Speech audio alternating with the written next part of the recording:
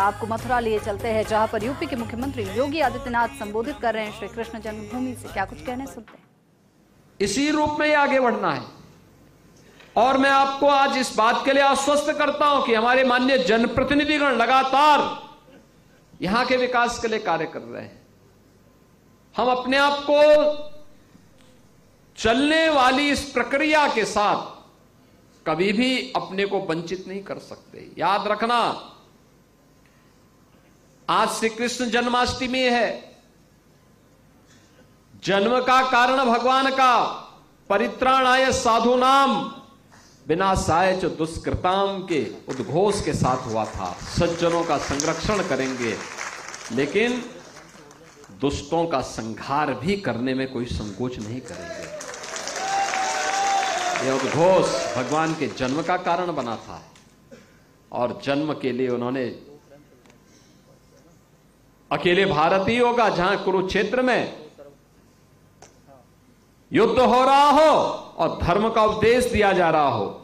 युद्ध भूमि धर्म भूमि बन गई। दुनिया के अंदर कहीं नहीं हुआ, ये केवल भारत में हो सकता है।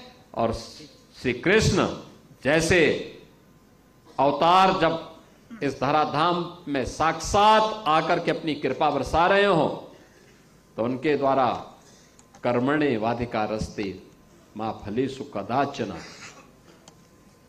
कर्मशील बनने के लिए जो प्रेरणा दी गई, निष्काम कर्म की जो प्रेरणा दी गई, यह जब तक हर भारतवासी के मन में होगा कोई बाल बांका नहीं कर पाएगा भारत का। भारत आगे बढ़ेगा। भारत को आगे बढ़ने से दुनिया की कोई ताकत रोक नहीं सकती।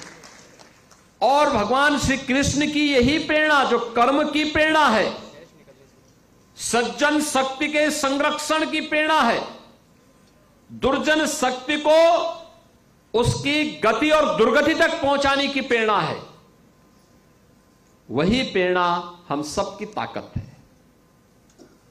कल आपने देखा होगा भारत ने अपनी आजादी के 78 वर्ष पूर्ण किए।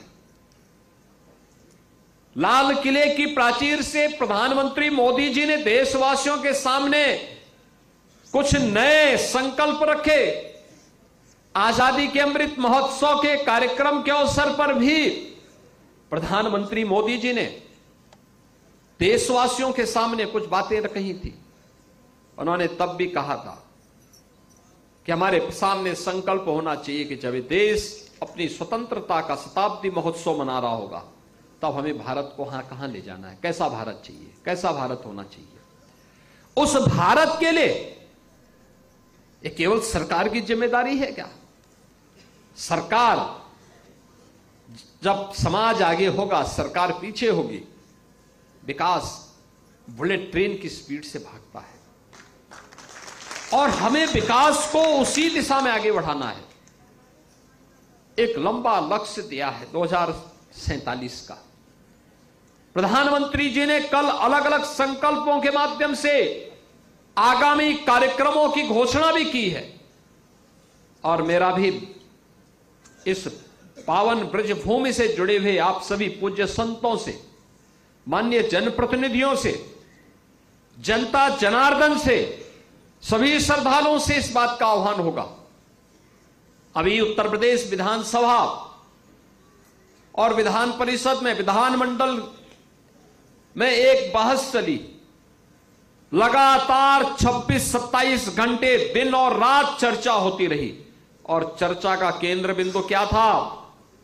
कैसा उत्तर प्रदेश सही है, कैसा उत्तर प्रदेश सही है। और उत्तर प्रदेश तो भारत की आध्यात्मिक और सांस्कृतिक केंद्र बिंदु के रूप में, भारत की आत्मा के रूप में अपने आप को प्रस्तुत करता है। हमारे पास आध्यात्मिक, एक समृद्ध आध्यात्मिक विरासत है। उस आध्यात्मिक विरासत के संरक्षण के साथ ही आधुनिक विकास के इन कार्यक्रमों के साथ हमें जुड़ना होगा।